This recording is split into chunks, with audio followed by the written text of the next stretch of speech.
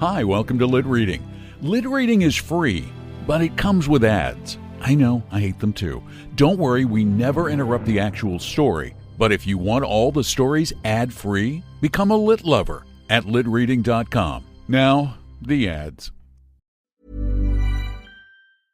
For 25 years, Brightview Senior Living Associates have been committed to creating a vibrant culture and delivering exceptional services, making Brightview a great place to work and live. If you're looking for a rewarding opportunity to serve your local community and grow, we want you to join our team. Brightview Senior Living is growing and actively seeking vibrant associates to join our community teams, including directors, healthcare, activities, hospitality, and dining. Apply today at careers.brightviewseniorliving.com. Equal employment opportunities. Text BV Jobs to 97211 to apply.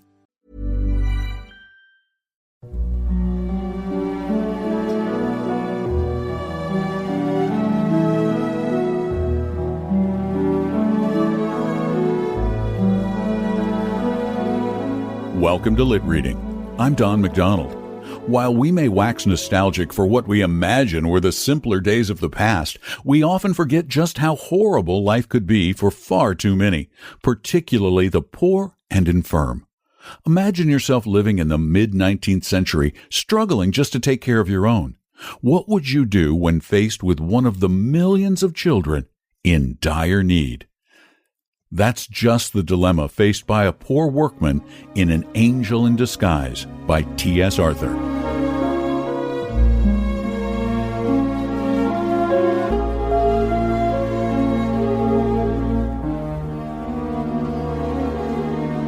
Idleness, vice, and intemperance had done their miserable work, and the dead mother lay cold and still amid her wretched children.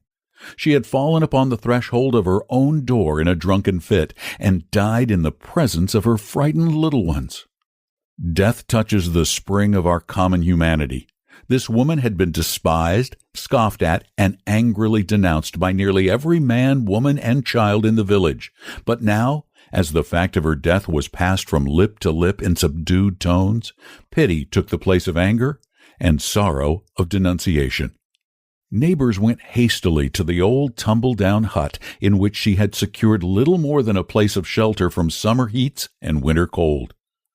Some with grave clothes for the decent interment of the body, and some with food for the half-starving children, 3 in number. Of these, John, the oldest, a boy of 12, was a stout lad, able to earn his living with any farmer. Kate, between 10 and 11, was a bright, active girl, out of whom something clever might be made, if in good hands. But poor little Maggie, the youngest, was hopelessly diseased. 2 years before, a fall from a window had injured her spine, and she had not been able to leave her bed since, except when lifted in the arms of her mother. What is to be done with the children? That was the chief question now. The dead mother would go underground and be forever beyond all care and concern of the villagers. But the children must not be left to starve. After considering the matter and taking it over with his wife, Farmer Jones said that he would take John and do well by him now that his mother was out of the way. And Mrs. Ellis, who had been looking out for a bound girl, concluded that it would be charitable in her to make choice of Katy, even though she was too young to be of much use for several years. "I could do much better, I know," said Mrs. Ellis, "but as no one seems inclined to take her, I must act from a sense of duty, expecting to have trouble with the child, for she is an undisciplined thing, used to having her own way." But no one said, "I'll take Maggie." Pitying glances were cast on her wan and wasted form, and thoughts were troubled on her account. Mothers brought cast-off garments, and removing her soiled and ragged clothes, dressed her in clean attire. The sad eyes and patient face of the little one touched many hearts, and even knocked at them for entrance. But none opened to take her in. Who wanted a bedridden child? "Take her to the poorhouse," said a rough man, of whom the question "what's to be done with Maggie" was asked. "Nobody's going to be bothered with her." "The poorhouse is a sad place for a sick and helpless child," answered one. "For your child or mine," said the other, lightly speaking. But for this brat it will prove a blessed change.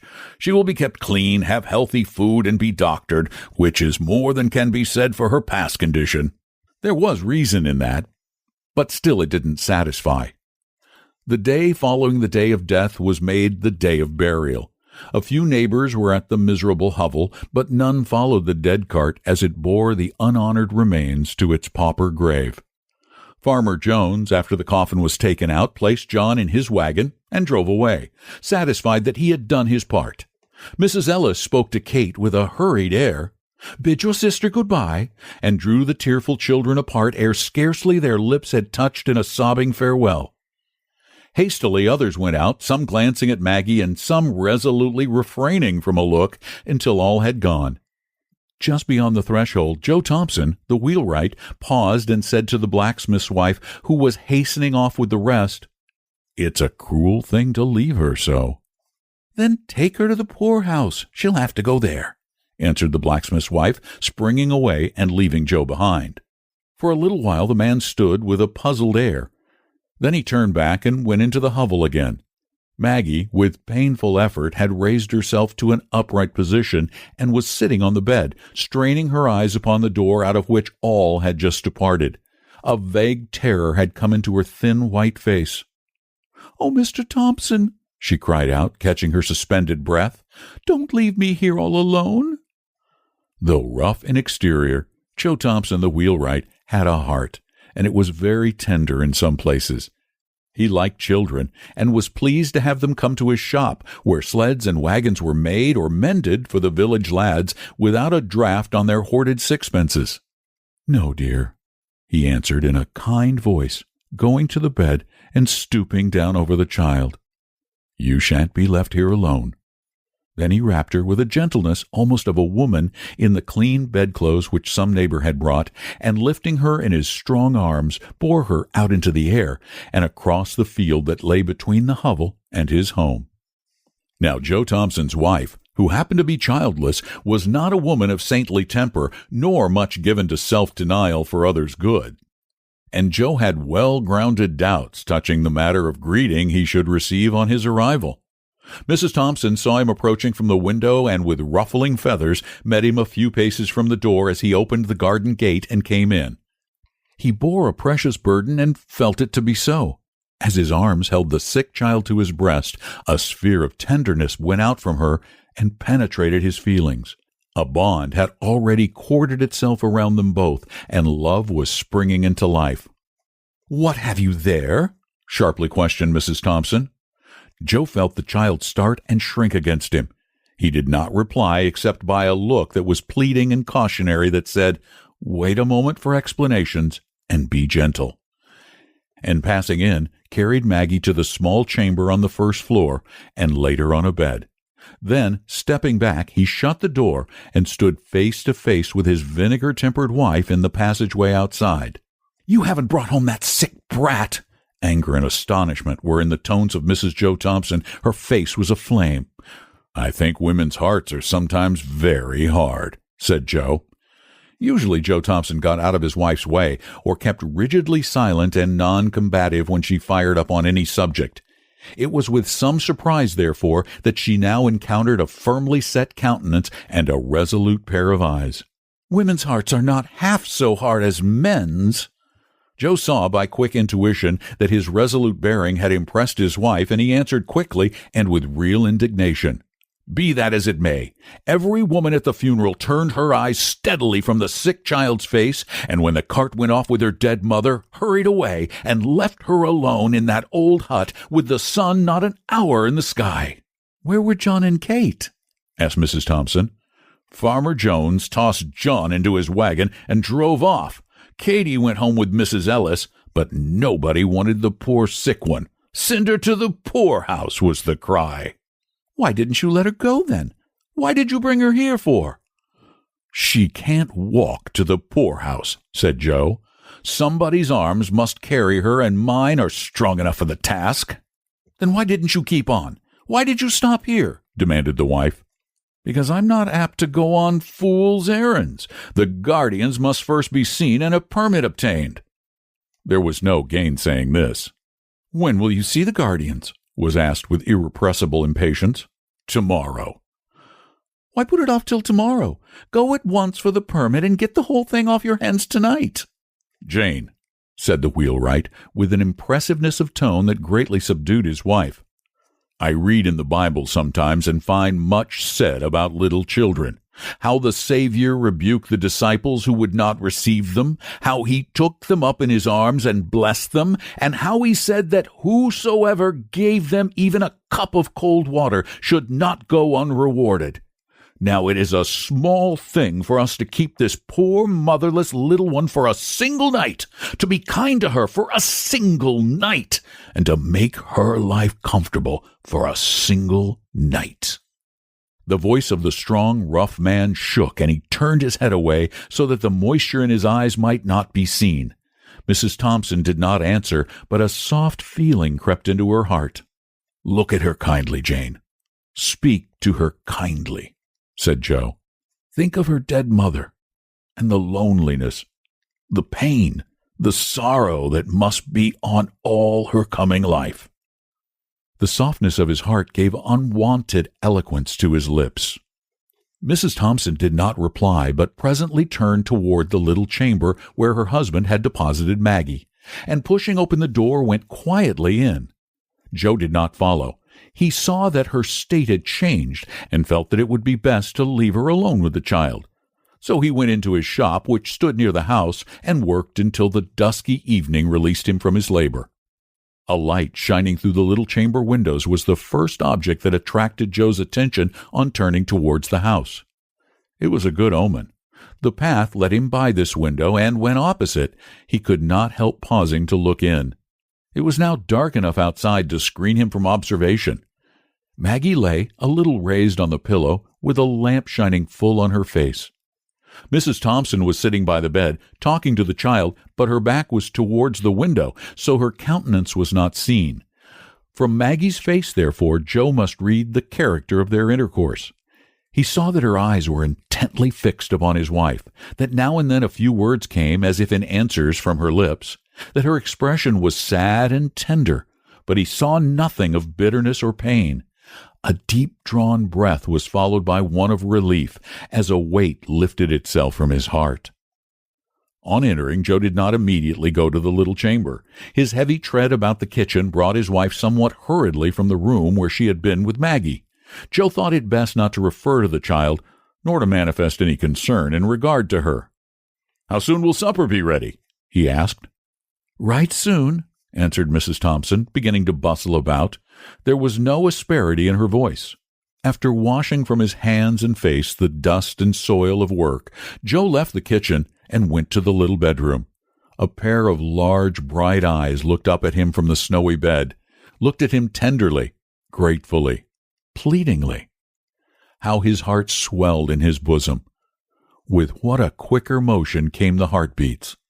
Joe sat down, and now, for the first time, examining the thin frame carefully under the lamplight, saw that it was an attractive face, and full of a childish sweetness which suffering had not been able to obliterate.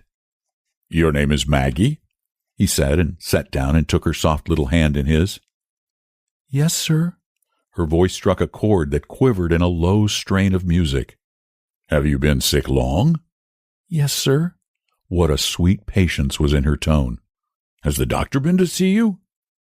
"He used to come." "But not lately?" "No, sir." "Have you any pain?" "Sometimes, but not now." "When had you pain?" "This morning my side ached, and my back hurt when you carried me." "It hurts you to be lifted or moved about?" "Yes, sir." "Your side doesn't ache now?" "No, sir." "Does it ache a great deal?" "Yes, sir, but it hasn't ached any since I've been on this soft bed." "The soft bed feels good." "Oh, yes, sir. So good." What a satisfaction, mingled with gratitude, was in her voice. "Supper is ready," said Mrs. Thompson, looking into the room a little while afterwards. Joe glanced from his wife's face to that of Maggie. She understood him and answered, "She can wait until we are done, then I will bring her something to eat." There was an effort at indifference on the part of Mrs. Thompson, but her husband had seen her through the window and understood that the coldness was assumed. Joe waited, after sitting down to the table, for his wife to introduce the subject uppermost in both of their thoughts. But she kept silent on that theme for many minutes, and he maintained a like reserve. At last, she said abruptly, "What are you going to do with that child?"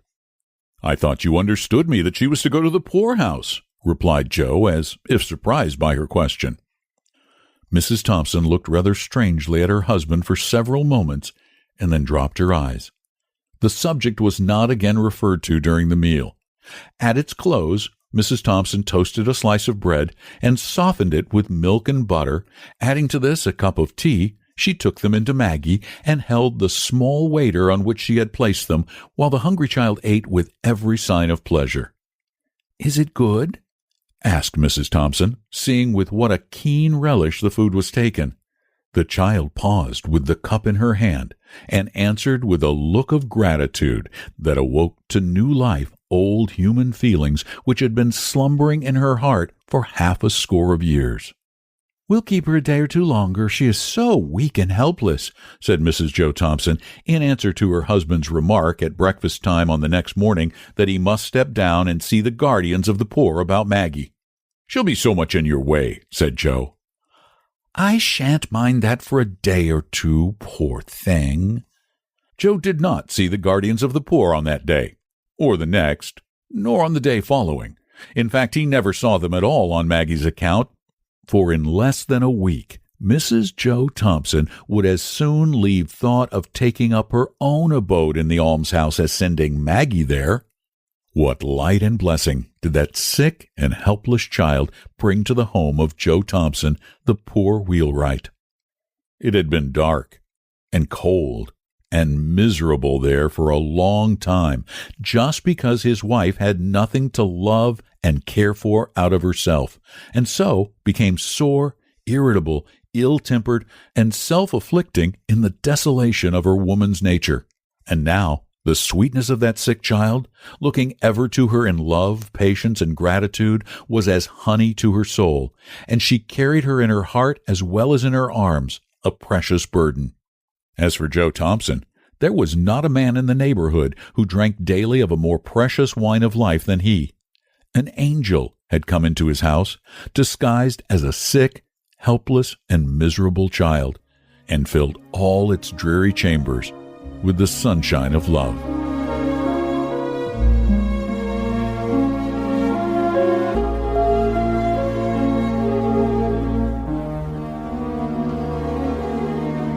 Timothy Shea Arthur, T.S. Arthur, had always wanted to be a writer and struggled to find his voice. His biggest successes came through his work in the temperance movement, capped by the publication of his book, 10 Nights in a Barroom and What I Saw There. Arthur was also well known for the short stories he wrote for Godey's Lady's Book and other popular magazines of the day. His stories are best known for their brutal realism. Thank you again for listening to Lit Reading. It means a lot that you enjoy the podcast and that you share it with your friends. Please subscribe to the podcast through your favorite podcast service, most particularly iTunes or Apple Podcasts. They're pretty much one and the same, because that's the most popular service on the internet. And also, if you like what you hear, it makes my heart swell to read your reviews. And by the way, my new podcast, Read a Storis, Classic Stories for Children, is now available on most of the major podcast services like Apple Podcasts or at readastoris.com. That's read a story to us without the Y, T, and O. readastoris.com. Thanks again for listening. I'm Don McDonald.